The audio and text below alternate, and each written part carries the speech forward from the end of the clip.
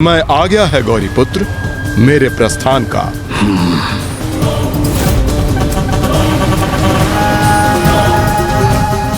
अब तो लंकेश ने एक ही उछाल में लंका पहुंचने का निर्णय ले लिया है, तो फिर मैं कैसे रोकूं इन्हें?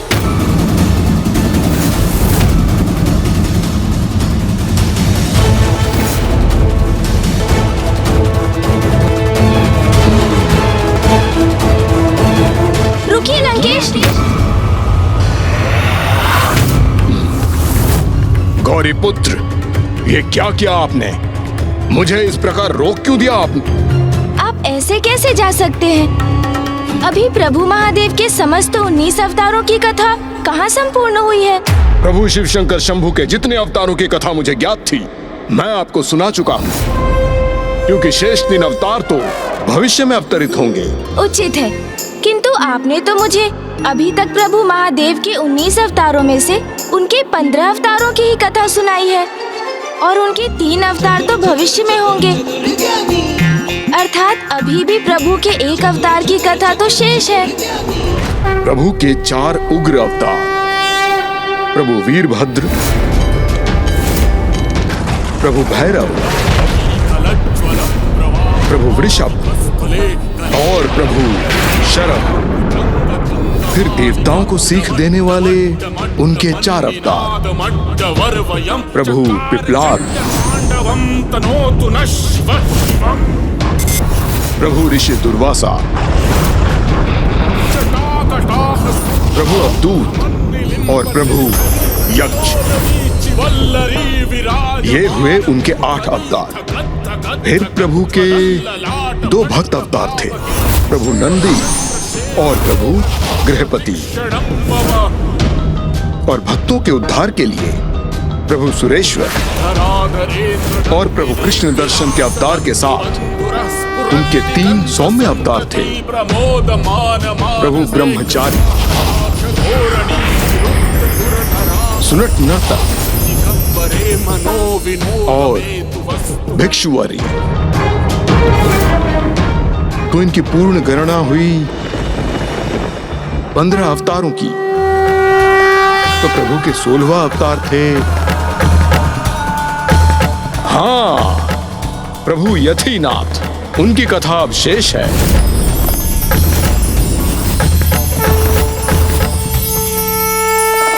लंकेश, प्रभु के यतीनाथ अवतार की कथा के उपरांत तो आपको प्रस्थान करना है, तो आप जल ग्रहण करते रहिए और पूर्ण निश्चिंतता से उचित समय लेकर विस्तार से मुझे उनकी भी कथा सुना दीजिए। गौरी पुत्र, मैं आपको उनकी कथा अवश्य सुनाऊंगा, किंतु मेरे पास अधिक समय नहीं है। मुझे सूर्यास्त के पूर्व लंका अवश्य पहुंचना है। शीघ्र जल दीजिए।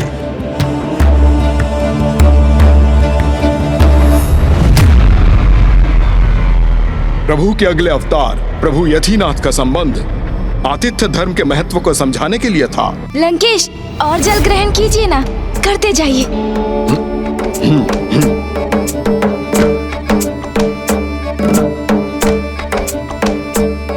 एक वन में एक भील और भिलनी वास करते थे। वहां विचरण करने वाले योगियों से उन्होंने प्रभु शिव शंकर शंभू की महिमा का श्रवण किया और धीरे धीरे वो उनके भक्त बन गए। और फिर उन्होंने एक शिलाखंड को शिवलिंग की मान्यता देकर पूजा आरंभ कर दी। भाग्यवान, देखो मुझे क्या मिला है आज वन में। देखो मुझे वन में क्या मिला। हाँ, इन्हें मैं अपने साथ ले आया।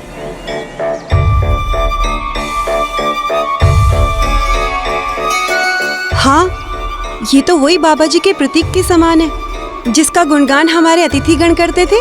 उचित कहा तुमने। हमें भी बाबा जी की पूरी श्रद्धा के साथ पूजा करनी चाहिए और अपार पुण्य प्राप्त करना चाहिए। बाबा जी यदि प्रसन्न हो गए ना, तो वो हमें दर्शन देकर कदाचित हमारा भी उद्धार कर देंगे। ये तो उचित कहा आपने, हमें ऐसा ही करना चाहिए। कहाँ स्थापित करूं इन्हें? कहाँ स्थापित करूं? हाँ, कदाचित बाबा जी को स्थापित करने के लिए यही स्थान उचित रहेगा। अब हम भी बाबा जी की पूजा कर सकेंगे। मैं स्थान को स्वच्छ कर देती हूँ। और मैं बाबा जी की पूजा के लिए जल ले आता हूँ।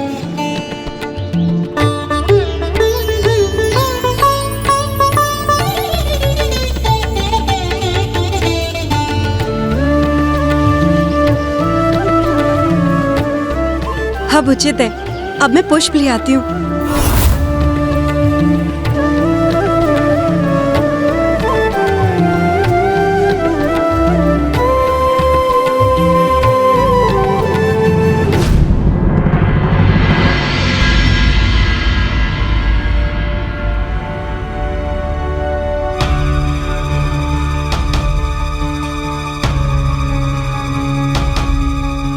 स्वामी, आपको स्मरण है पूजा की क्या विधि बताई थी हमारे अतिथियों ने? पहले पुष्प अर्पण किए जाते हैं या जल? मेरे विचार से तो सर्वप्रथम जल ही अर्पण किया जाता है। नहीं नहीं, आपसे कोई भूल हो रही है। सर्वप्रथम पुष्प अर्पण किए जाते हैं। नहीं प्रिय, मुझे भली भांति स्मरण है, सर्वप्रथम जल ही अर्पण किया जाता है।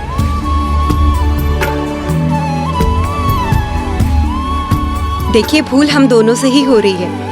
वास्तव में सर्वप्रथम हमको बाबा जी के प्रतीक को स्वच्छ करना चाहिए, है कि नहीं? हाँ, उचित स्मरण कराया तुमने। स्वच्छता तो अति आवश्यक है।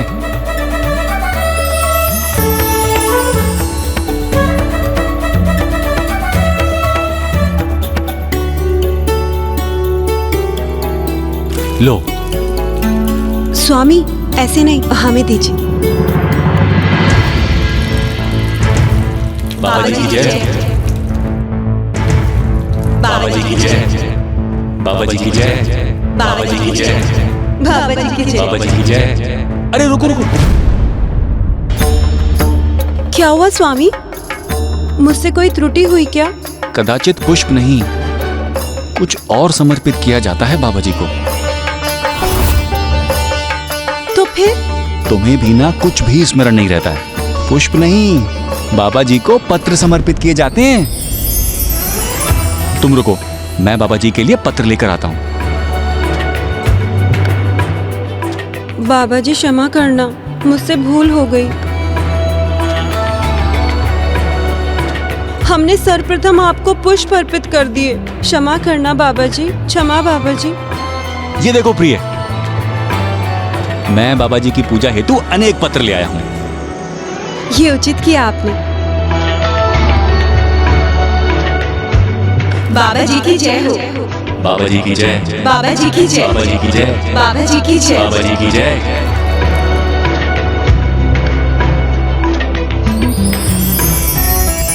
बाबा जी, हम प्रतिदिन इसी प्रकार आपकी पूजा प्रार्थना करेंगे। बाबा जी, जब आप हमसे प्रसन्न हो तो हमें दर्शन दीजिएगा।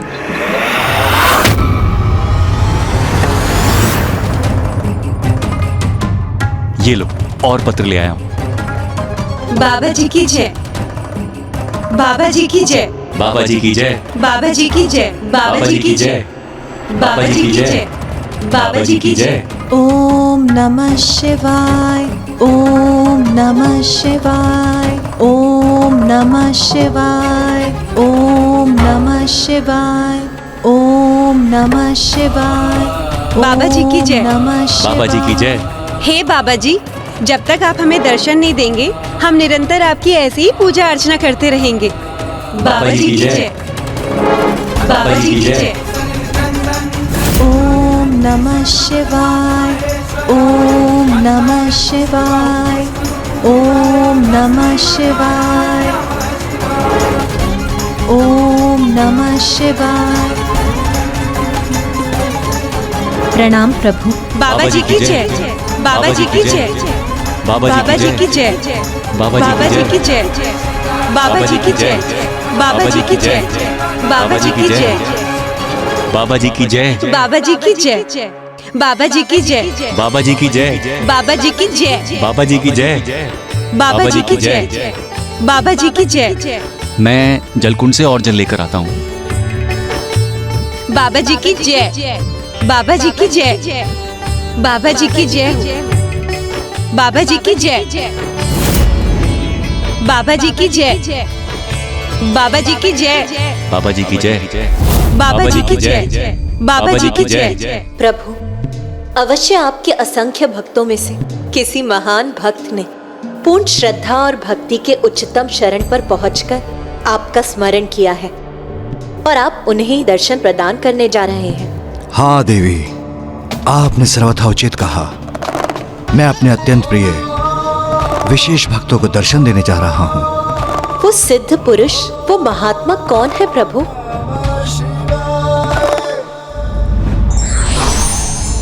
बाबा जी की जय। बाबा जी की जय।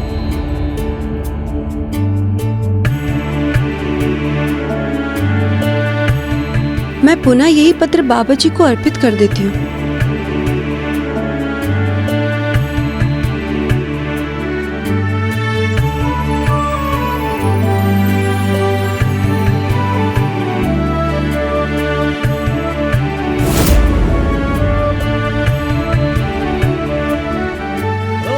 आश्चर्य, तो क्या यही है प्रभु के वो विशेष भक्त?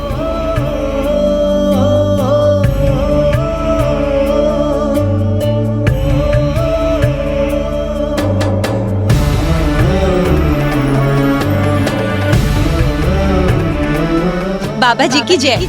बाबा जी की जय। बाबा जी की जय। बाबा जी की जय।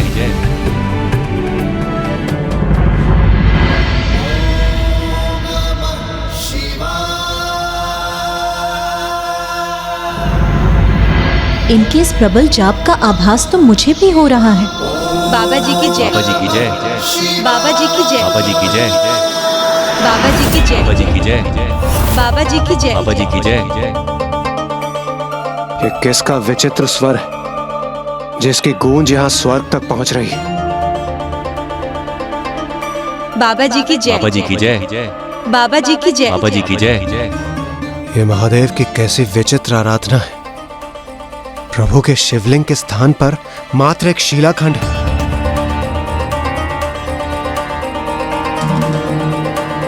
प्रभु पर न्यौछावर करने के लिए बेलपत्र भी नहीं, और जिस प्रकार उनका जल अभिषेक किया जा रहा है वो भी उचित नहीं।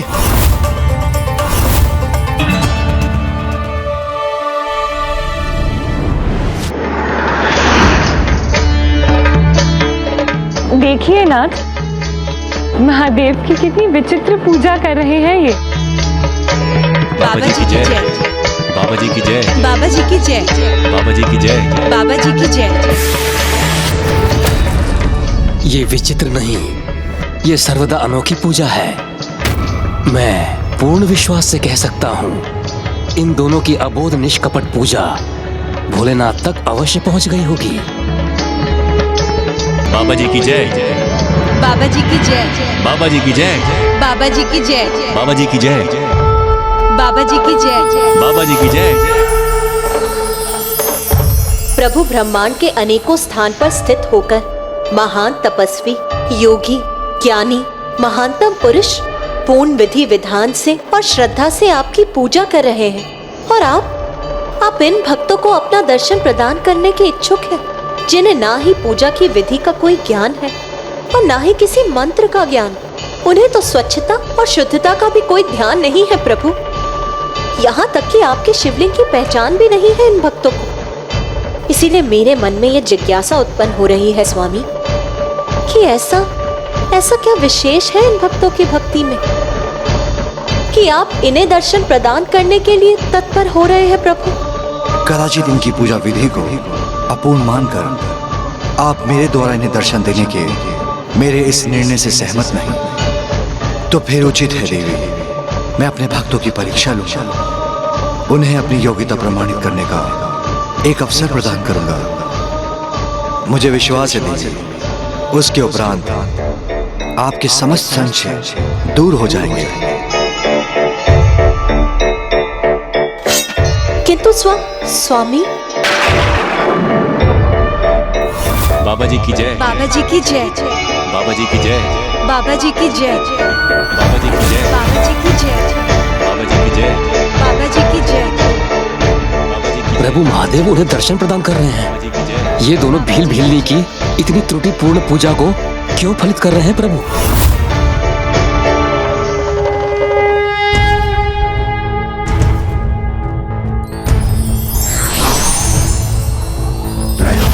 सदाशिव शिवम नमामि उमापति जय नीलकंठ जय अनंत नमोस्तुते हो भोलेनाथ भक्त के हो कष्ट से निवारते ये सृष्टि सारी संकटों से शिव ही है उबारते। बाबा जी की जय। बाबा जी की जय। बाबा जी की जय। बाबा जी की जय। बाबा जी की जय। बाबा जी की जय। बाबा जी की जय। बाबा जी की जय। बाबा जी की जय। बाबा जी की जय। बाबा जी की जय। बाबा जी की जय। बाबा जी की जय। बाबा जी की जय। बाबा जी की जय। बाबा जी अलख निरंजन। बाबा जी की जय। अलख निरंजन। बाबा जी की जय। बाबा जी की जय। बाबा जी की जय। अलख निरंजन।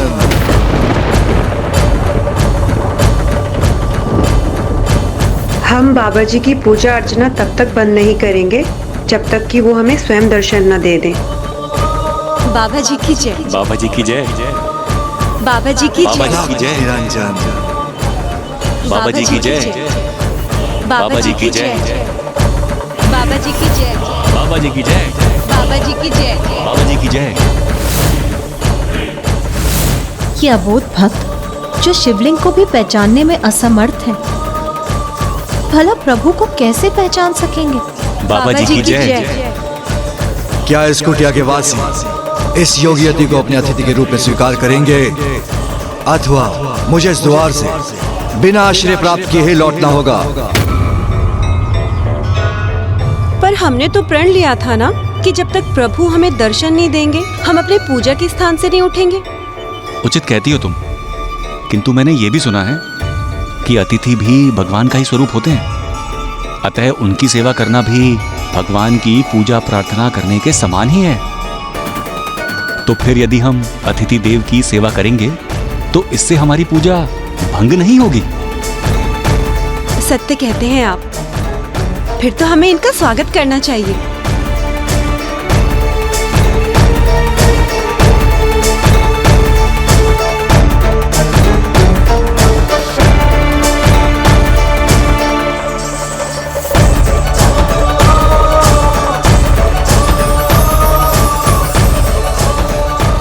कितनी दिव्य ऊर्जा है इन योगी तपस्वी की।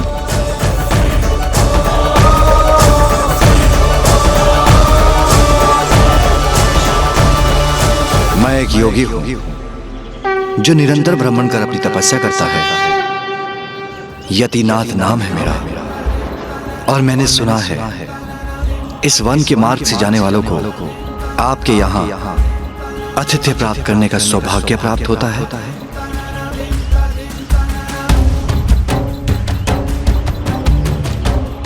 सर्वथा उचित सुना है आपने। हमारी कुटिया के द्वार तो सभी सिद्ध पुरुषों के लिए सदैव खुले रहते हैं। और हमें ये भी ज्ञात है कि अतिथि की सेवा करना स्वयं भगवान की पूजा अर्चना के समान है। इसलिए आप कृपा करके भीतर पधारें और हमें इसका अवसर प्रदान करें। ये हमारा परम सौभाग्य होगा कि आप हमारी कुटिया में प्रवेश कर हमारी कुटिया को पवित्र करने की कृपा करें।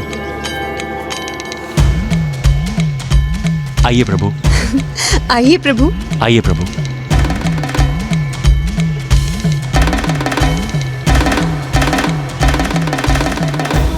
ये हमारे प्रभु स्वरूप हैं। हमें इनका नाम तो नहीं ज्ञात है, हम इन्हें बाबा जी कहकर पुकारते हैं। कदाचित ये हमारे बाबा जी की कृपा ही है जो आज हमें आपका आतिथ्य करने का सौभाग्य प्राप्त हुआ है।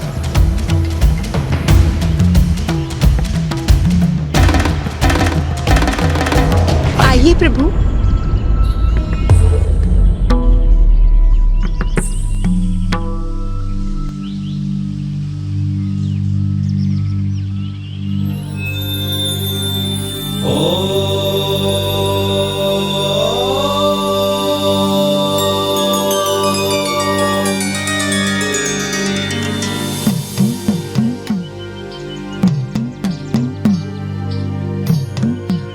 आइए प्रभु, आसन ग्रहण कीजिए।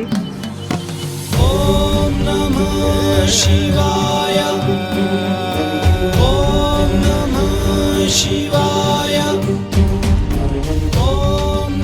आशा है आपको इस आसन पर कोई असुविधा नहीं हो रही होगी और आप अपने भ्रमण से थक गए होंगे। आपको भूख भी अवश्य लगी होगी। हम आपके भोजन का प्रबंध करते हैं। मेरी पत्नी अत्यंत स्वादिष्ट भोजन बनाती है। उसके हाथ का बना भोजन करके आप आनंद अनुभव करेंगे। तुम भोजन की तैयारी करो, मैं तत्काल वन जाकर भोजन हेतु कुछ आखेट कर लाता हूं।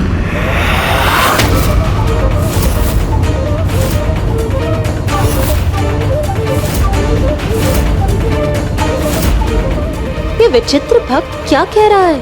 ये तो महादेव को तामसिक अर्थात मांसाहारी भोजन करवाने की बात कर रहे हैं।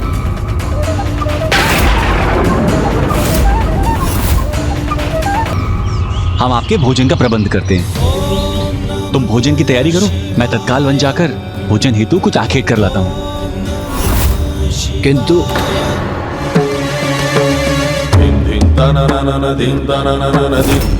यह अबोध भील युगल करने क्या जा रहा है?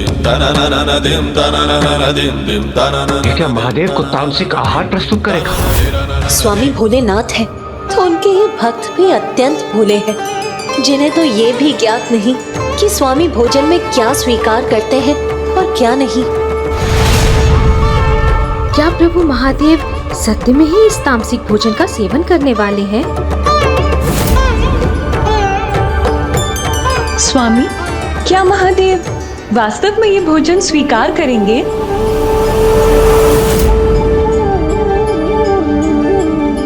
अच्छा हुआ आप उचित समय पे आखेट करके आ गए, अन्यथा अतिथि देव के लिए भोजन बनाने में विलंब हो जाता।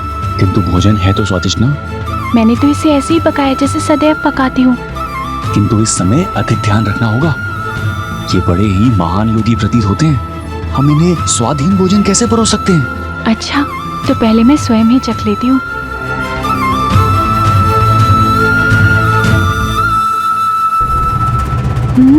बहुत अच्छा है। देखिएगा, जब अतिथि देव इसे ग्रहण करेंगे ना, तो वो भी आनंदित हो जाएंगे। उत्तम, अति उत्तम।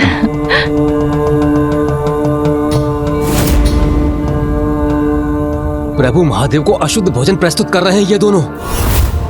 कैसी अज्ञानता है ये।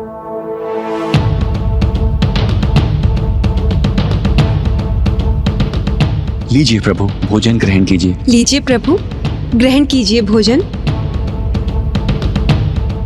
तुम भोजन की तैयारी करो, मैं तत्काल वन जाकर भोजन हेतु कुछ आखेट कर लाता हूं।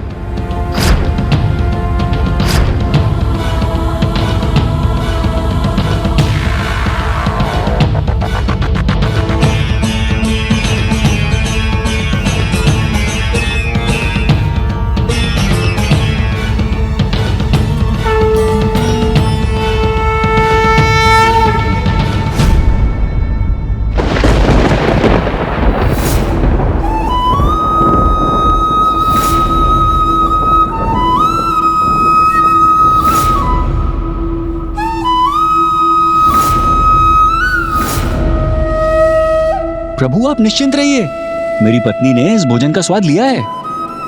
ये उचित प्रकार से बनाया गया है, स्वादिष्ट है।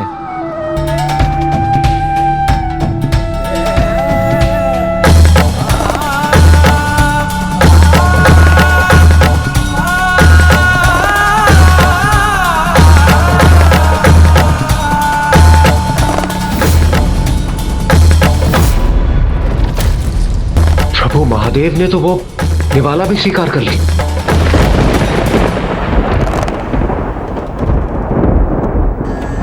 कोई भक्त निश्चल भक्ति भाव और सरल प्रेम से अपने प्रभु को जो भी परोसेंगे, प्रभु कभी उसे अस्वीकार नहीं कर सकते।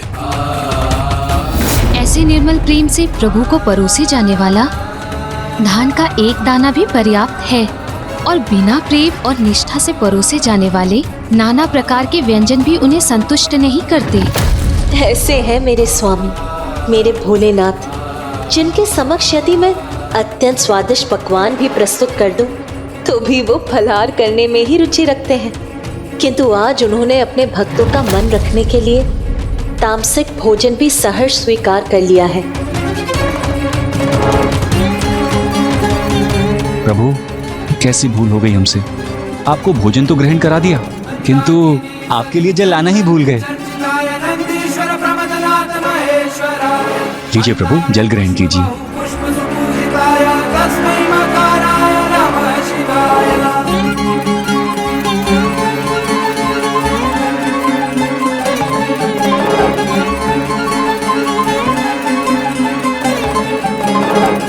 ये क्या, आपने इन्हें जल क्यों दे दिया? अभी तो हमने इन्हें मिष्ठान ही परोसा नहीं है। प्रभु हमें दीजिए, हम शीघ्र मिष्ठान लेके आते हैं।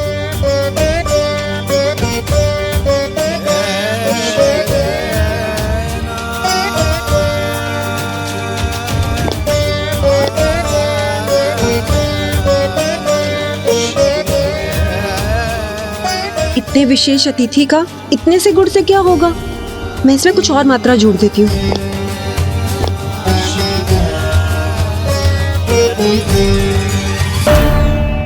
प्रभु, मिष्ठान के नाम पर हमारे पास ये गुड़ ही है। आशा है आपको ये भाएगा।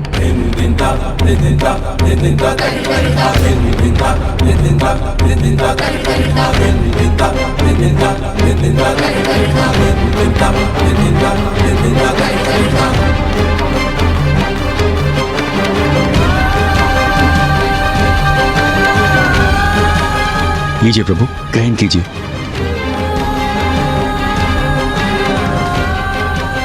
कैसा अनुपम प्रेम, कितना अनूठा सेवा भाव है इन भक्तों का, और कितना सरल विश्वास है इनका कि ये जितने मिष्ठान अपने अतिथि को प्रस्तुत करेंगे, उनके अतिथि का उतना ही अधिक सत्कार होगा।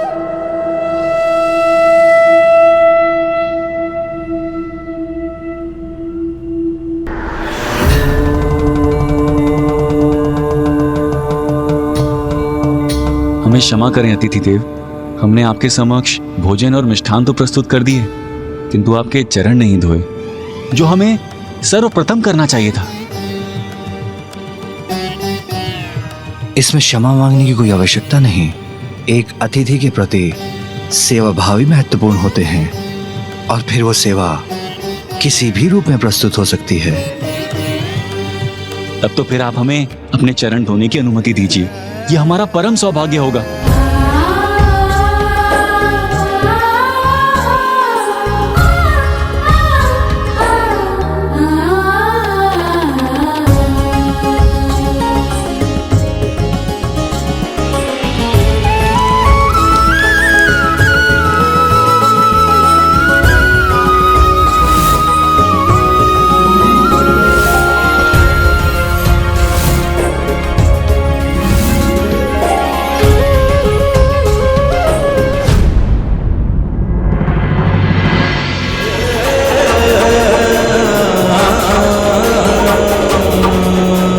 ये क्या किया आपने? जिस जल से मेरे चरणों को धोया उसी का पान कर लिया। प्रभु, हमने तो सिद्ध पुरुषों से यही सुना है कि अतिथि स्वयं भगवान के रूप होते हैं, और उनके चरणों का जल चरणामृत।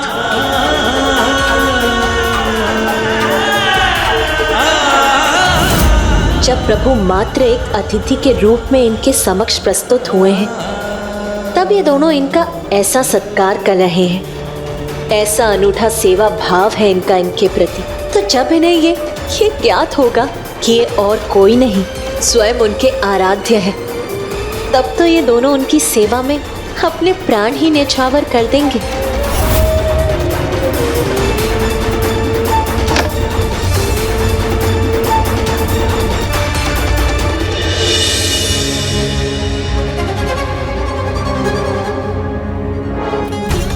प्रभु आइए, अब आप विश्राम कर लीजिए और मैं आपके चरण दबा देता हूँ। और मैं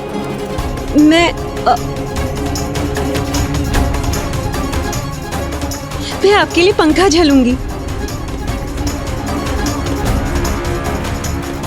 आप दोनों मेरी पर्याप्त सेवा कर चुके हैं, इसलिए अब और कुछ करने की आवश्यकता नहीं। नहीं प्रभु, आपकी सेवा करने के इस अवसर से हमें वंचित मत कीजिए। हाँ प्रभु।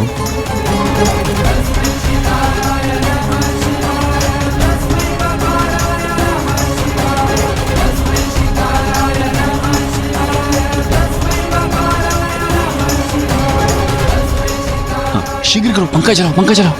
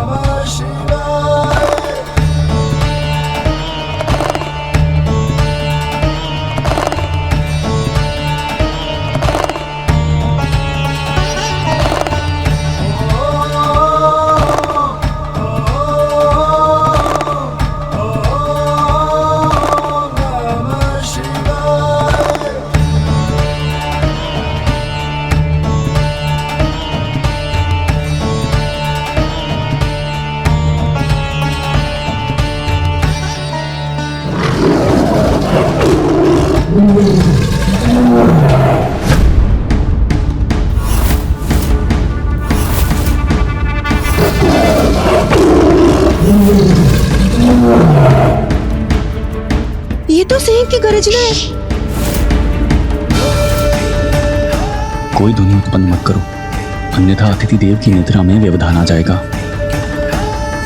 ये मत भूलो कि इनकी सेवा और सुरक्षा दोनों ही हमारे परम दायित्व हैं।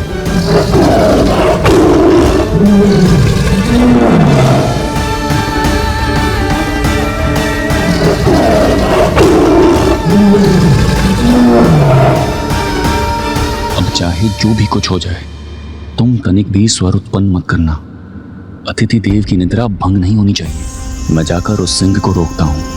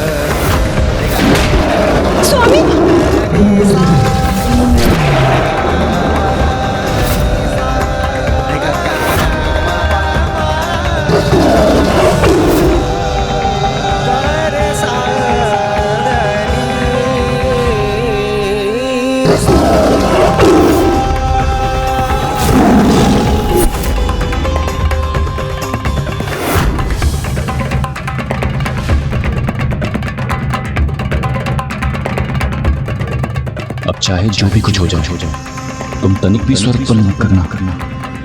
अतिथि देव की निद्रा भंग नहीं होनी चाहिए।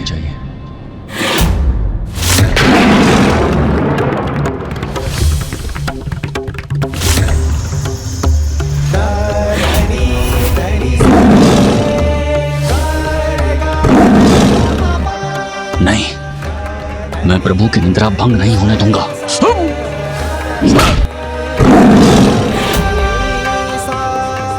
कितना अद्भुत त्याग है इन दोनों महान भक्तों का। ये तो अतिथि सत्कार की पराकाष्ठा है।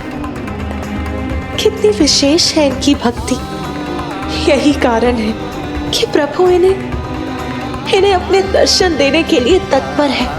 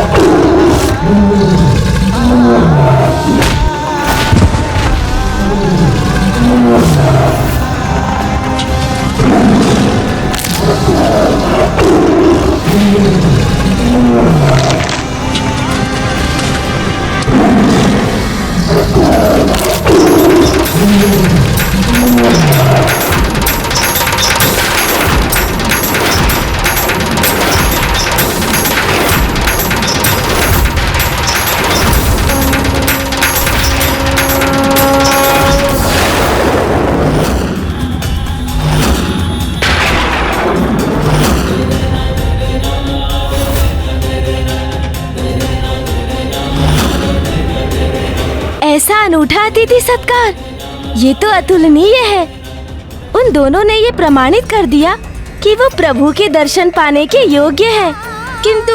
किंतु यही ना गौरी पुत्र कि किसी ने, स्वयं शिव शंकर शंभु ने भी इस स्थिति में कोई हस्तक्षेप क्यों नहीं किया? प्रभु की लीला इतनी शीघ्र कहाँ समझने में आती है? अभी तो और बहुत कुछ होना शेष था।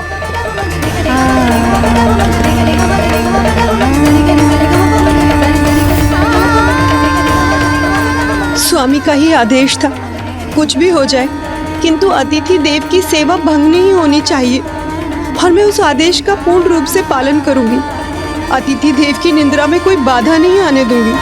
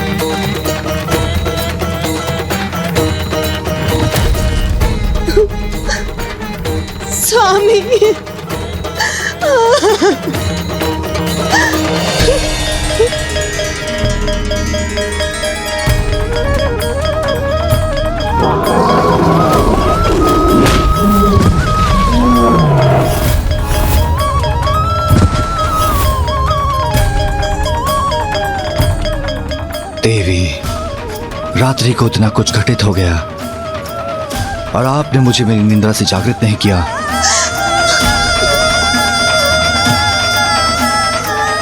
क्षमा कीजिएगा अतिथि देव, मेरे स्वामी की अंतिम इच्छा यही थी प्रभु कि आपको किसी प्रकार का कष्ट ना हो, और जिसका मैंने पूर्ण प्रयास किया है। और ये अब मेरी अंतिम इच्छा है प्रभु कि मेरे पति स्वर्ग में हो या किसी भी लोक में हो, और मुझे भी मृत्यु प्राप्त हो प्रभु, और मैं भी उनके साथ उनके लोक में उनका साथ पा सकूं। प्रभु हे अतिथि देव, आप तो महान तपस्वी हैं। यदि आप हमारी सेवा से प्रसन्न हैं, तो आप मुझे ऐसा आशीर्वाद दीजिए या वरदान दीजिए कि मैं अपने प्राण को त्याग सकूं, क्योंकि मेरे पति के बिना मेरा जीवन निरर्थक है प्रभु, निरर्थक है प्रभु, निरर्थक है प्रभु, निरर्थक है प्रभु, सर्वथा निरर्थक है।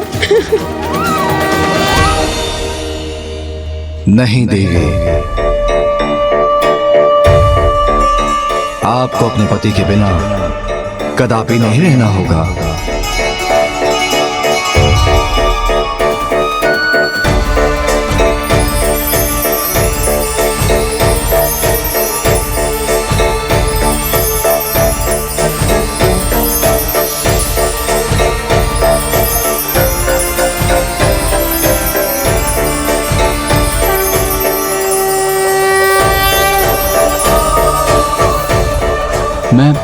मैं जीवित हूँ। मुझे तो ऐसा स्मरण है जैसे सिंह ने मुझ पर आघात किया था। स्वामी, स्वामी, स्वामी, आप ठीक हैं, आप जीवित हैं स्वामी।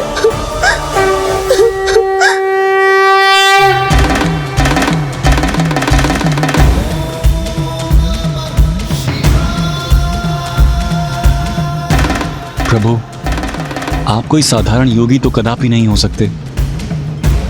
हे अतिथि देव, आप कोई सिद्ध पुरुष या कोई देवता हैं जिन्होंने हमें दर्शन देकर हमारे ऊपर बहुत बड़ा उपकार किया है।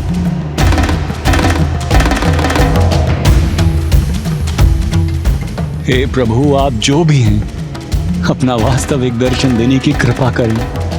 मैं वही हूँ जिनकी पूजा आराधना में आप सदैव लीन रहते थे, जिन प्रभु का आप सदैव जाप करते हैं। वही शिव हूं मैं, वही शिव हूं मैं, वही शिव हूं मैं।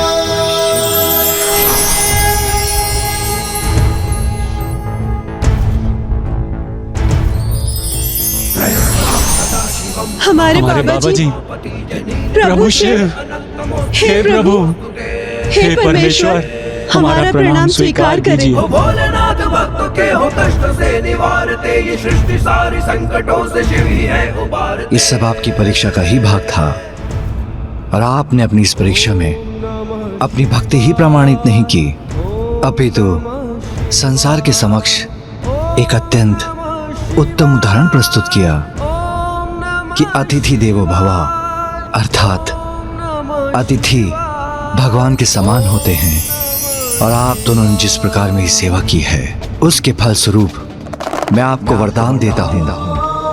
आप अपने भावी जन्म में संसार के प्रतापी राजा नल और अत्यंत सौंदर्य संपन्न देवी दमयंती के रूप में जन्म लेंगी, और मैं स्वयं दिव्य हंस का रूप लेकर आप दोनों का मिलन कराऊंगा। शिवाय, ओम नमः शिवाय, ओम नमः शिवाय, ओम नमः शिवाय, ओम नमः शिवाय, ओम नमः शिवाय।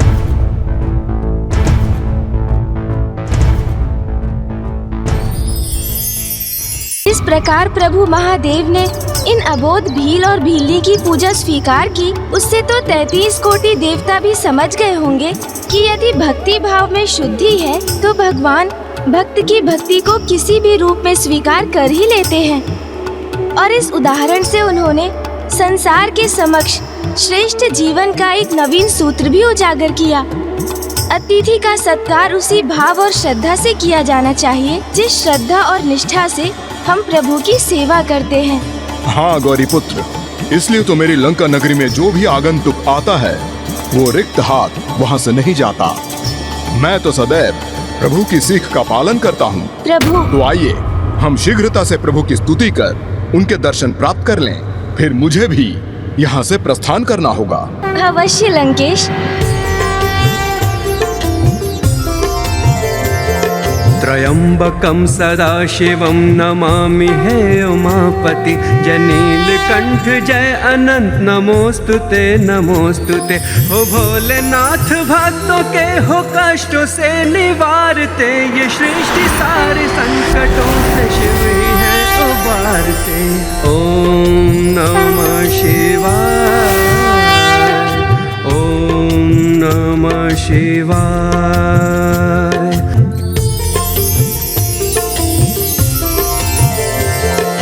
भील दंपति की यह कथा जो शिव के भक्त थे, परीक्षा लेने शिव जी बन के अतिथि उनके घर गए। तब हो प्रसन्न शिव जी ने वरदान था उनको दिया, बन दंपति दोनों ने फिर से एक नया जन्म लिया। ओम नमः शिवाय,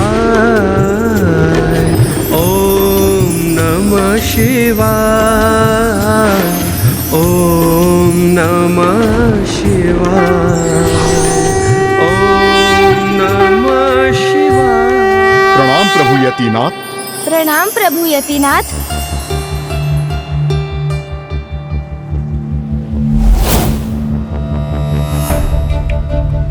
प्रभु, आपकी ही इच्छा और आपके ही उपकार से मैंने इन आत्मलिंग को प्राप्त किया है, और आपके ही इच्छा अनुसार मैं आत्मलिंग को लेकर गोकर्ण पहुंच चुका हूं, और अब मुझे आपके दर्शन भी प्राप्त हो गए। तो अविलंब मैं लंका के लिए प्रस्थान करूंगा, और आपकी कृपा से एक ही उछाल में लंका भी पहुंच जाऊंगा। लंकेश रावण ऐसा इसलिए कह रहे हैं ताकि प्रभु यतिनाथ उनके मार्ग में कोई अवरोध उत्पन्न ना करें, और वो बड़ी ही सरलता से बिना किसी कठिनाई के लंका पहुंच सके। क्यों? तुम यहाँ से तत्काल प्रस्थान करोगे लंकेश? हाँ प्रभु। एक निष्ठावान ब्राह्मण होने के नाते स्वच्छ होकर संध्या वंदना नहीं करोगे?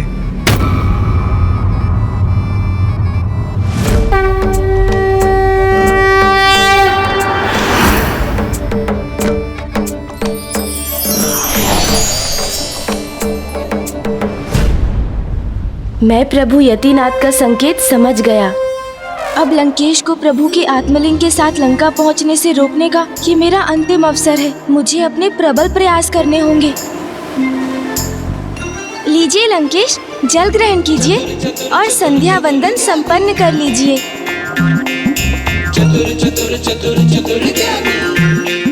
नहीं गौरी पुत्र, अब और जल नहीं। मेरा उदर अब जल से भर चुका है।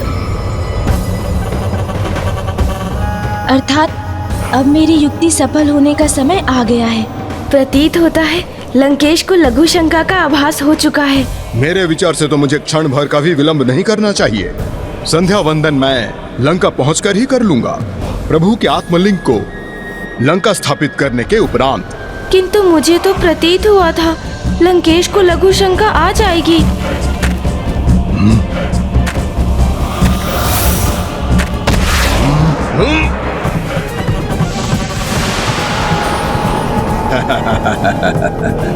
मुझे लंकेश को रोकना ही होगा।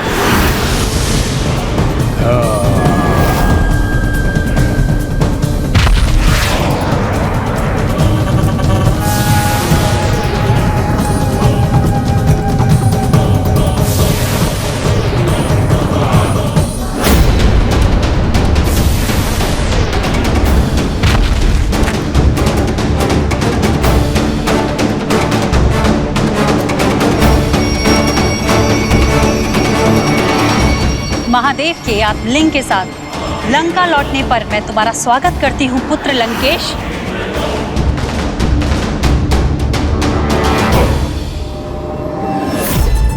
प्रणाम माता। अनेकों बाधाओं को पार करके आपके इस पुत्र ने आपकी इच्छा को पूर्ण कर ही दिया। अब मैं अपने प्रभु शिव शंकर शंभू के आत्मलिंग को लंका में स्थापित करूंगा।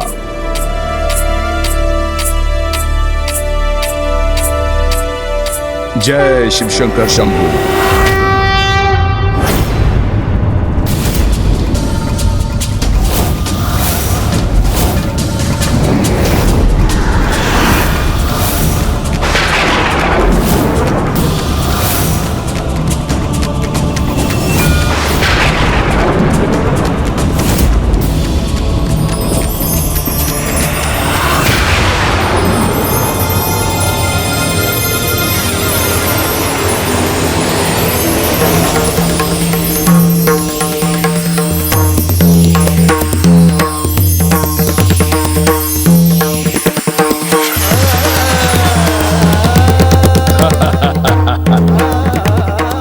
पहुंचने में विलंब हो गया मुझे।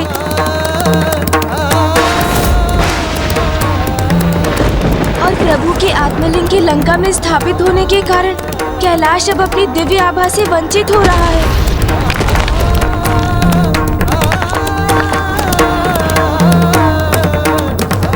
और पिताश्री के निवास स्थान के रूप में एक नवीन कैलाश अपनी संपूर्ण भव्यता के साथ यहाँ लंका में उत्पन्न हो रहा है। अर्थात जो हुआ वो सर्वथा अनर्थकारी है।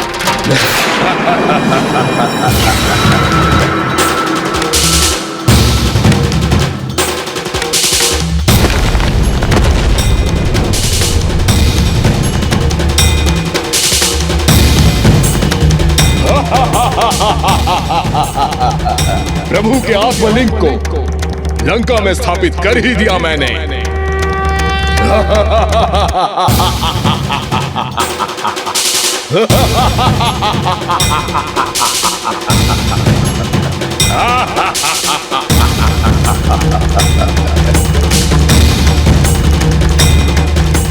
अब प्रभु शिव शंकर शंभू लंका के कैलाश में ही वास करेंगे। अब प्रभु शिव शंकर शंभू लंका के कैलाश में ही वास करेंगे।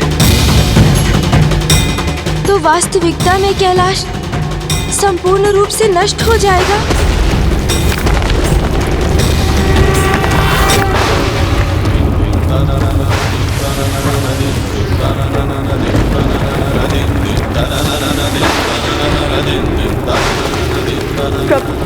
प्रभु कैलाश पर छाए संकट को दूर कीजिए प्रभु।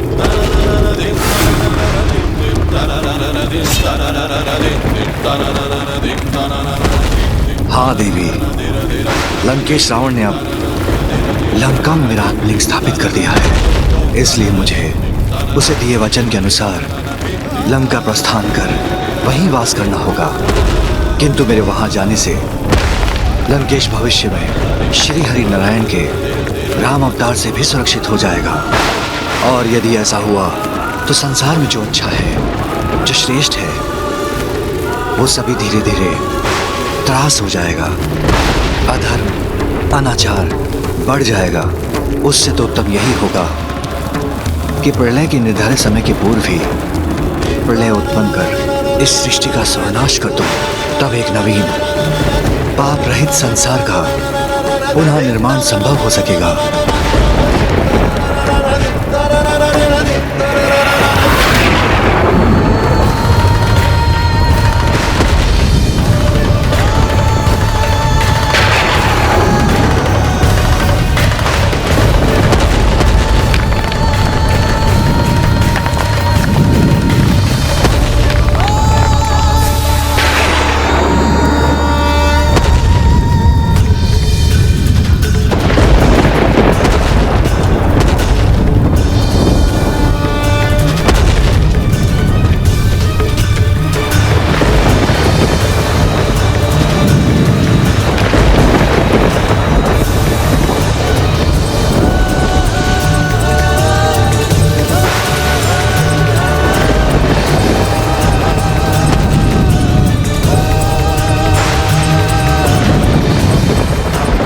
प्रलय के आरंभ के संकेत है। अर्थात मैं संसार के संकट को दूर करने में असफल हो गया। लंकेश रावण को प्रभु के आत्मलिंग के साथ लंका पहुंचने से रोक नहीं सका मैं।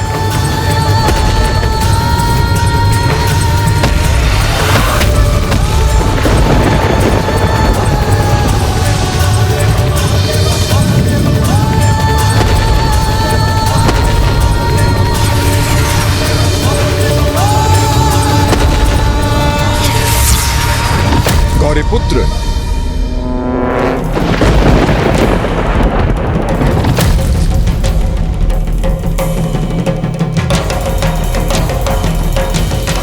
ओह, ये तो मेरी भविष्य की कल्पना मात्र थी। लंकेश तो अभी भी यही है।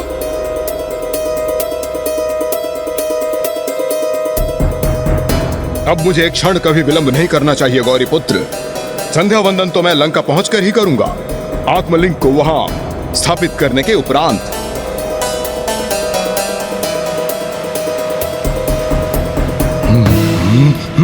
लंकेश, किंतु मेरे विचार से आपको संध्या वंदन किए बिना प्रस्थान नहीं करना चाहिए।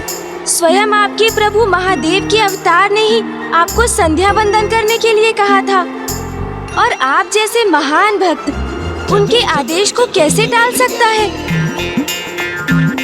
हाँ, आप भी उचित कहते हैं। प्रभु के आदेश से तो बाध्य हो गया हूं मैं, और मुझे संध्या वंदन भी यही करना होगा।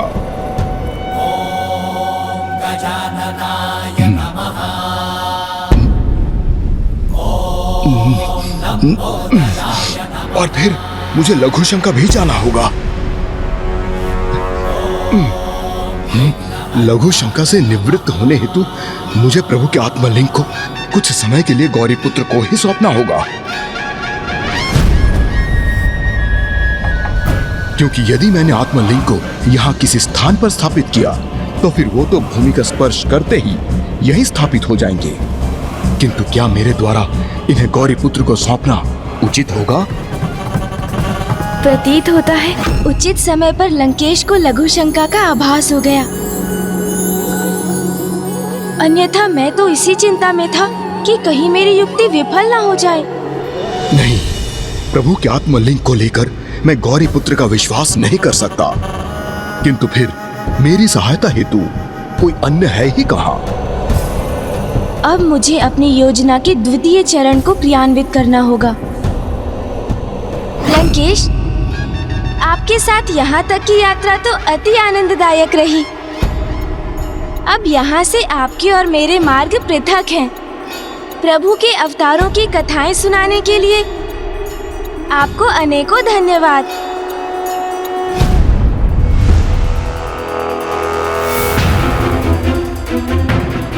क्या मैं इन पर विश्वास कर इन्हें कुछ समय के लिए रोक लूं? अन्यथा जाने दूं गौरीपुत्र को? प्रणाम लंकेश, अब मुझे जाना होगा। आगे वही होगा जो प्रभु महादेव की इच्छा होगी। आज्ञा दीजिए। लंकेश, क्या मैं अपना कलश ले सकता हूँ? हाँ गौरीपुत्र। चतुर चतुर चतुर चतुर ज्ञानी, चतुर गणेशा।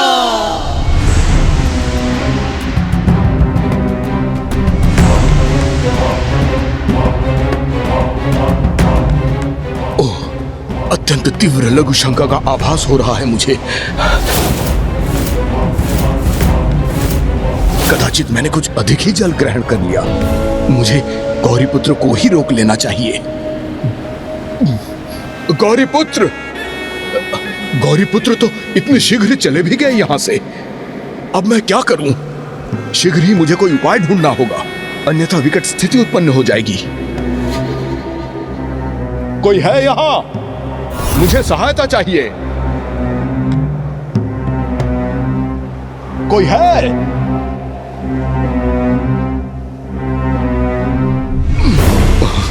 ओह, हाँ, हाँ,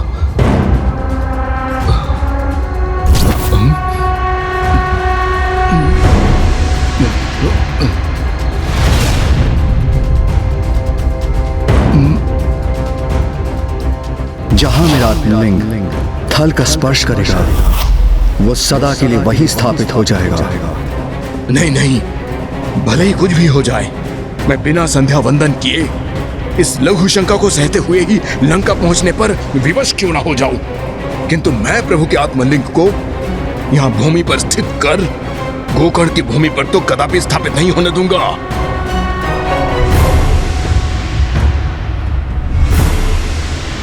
आप ऐसे कैसे नहीं होने देंगे लंकेश?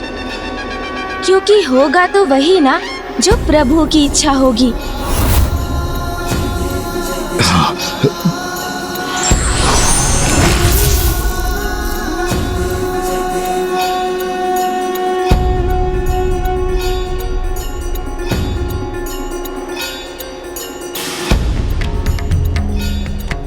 हे प्रभु महादेव, अब आप ही मेरी सहायता कर सकते हैं। ओम नमः शिवाय, ओम नमः शिवाय, ओम नमः शिवाय, ओम नमः शिवाय, ओम नमः शिवाय,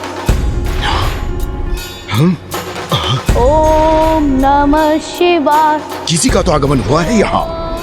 प्रभु को अनेकों धन्यवाद।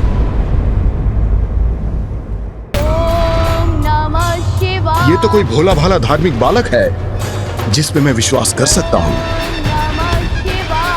अवश्य प्रभु शिव शंकर शंभु मेरे साथ हैं जो इसको मेरे लिए भेजा।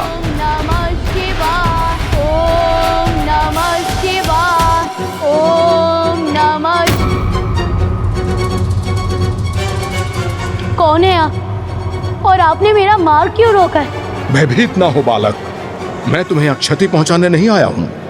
मैं तुमसे सहायता मांगने का इच्छुक हूँ। आप जैसे महान अत्यंत बलशाली दिखने वाले योद्धा को भला मुझ जैसे छोटे दुर्बल निर्धन ब्राह्मण बालक की क्या सहायता चाहिए? मात्र इतना ही करना है तुम्हें कि शिवलिंग को कुछ समय तक अपने हाथों में थाम कर रखना है, जिससे मैं स्वच्छ होकर अपना संध्या वंदन पूर्ण कर सकूं। किंतु संध्या वंदन तो मुझे भी पूर्ण करना है। मेरी तो प्रभु के नाम की जाप की 5 माला ही शेष है। नहीं बालक, अब तो तुम ये मेरे संध्या वंदन के बाद ही कर सकोगे, क्योंकि मुझे शीघ्र संध्या वंदन कर सूर्यास्त के पूर्व यहाँ से बहुत दूर पहुँचना है। अच्छा, तो यदि मैं आपकी सहायता करूं, तो पुरस्कार स्वरूप क्या प्रदान करेंगे आप मुझे? हाँ।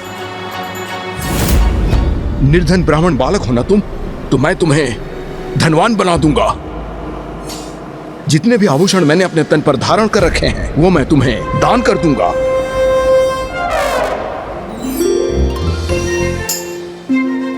वो ही नहीं, अपने भुजबंद और अन्य आभूषण भी दे दूंगा तुम्हें। इतने में भी संतुष्ट नहीं हो तुम? तो मैं तुम्हें उपहार स्वरूप अपना ये मुकुट दान दे दूंगा। ये लो, शीघ्र करो।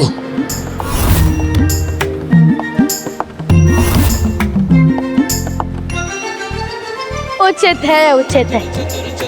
किंतु मैं इन आत्मलिंग को अपने एक हाथ से थाम तो सकूंगा ना, क्योंकि मुझे अपने दूसरे हाथ से प्रभु नाम की जाप की शेष 5 मालाओं को भी तो पूर्ण करना है। और आप मुझे ये भी बता दीजिए कि इन आत्मलिंग में अत्यधिक भार तो नहीं है ना? भार तो नहीं है ना? हाँ, ये बालक आत्मलिंग के बारे में कैसे जानता है?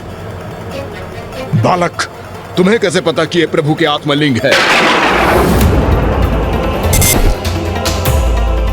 ये मैं क्या कह गया? अब तो लंकेश को मुझ पर संदेह हो गया। बताओ मुझे बालक, तुम्हें कैसे ज्ञात हुआ ये प्रभु के आत्मलिंग है?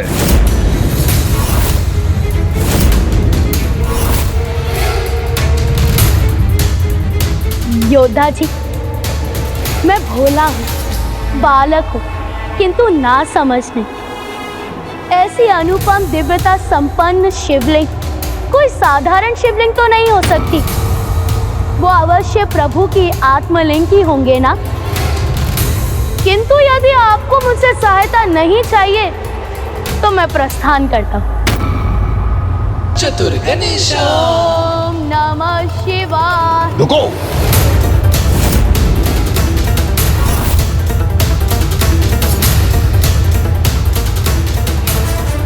मेरी बातों में उलझ गए ना आप लंकेश? तो अब देखिए मैं क्या करता हूँ।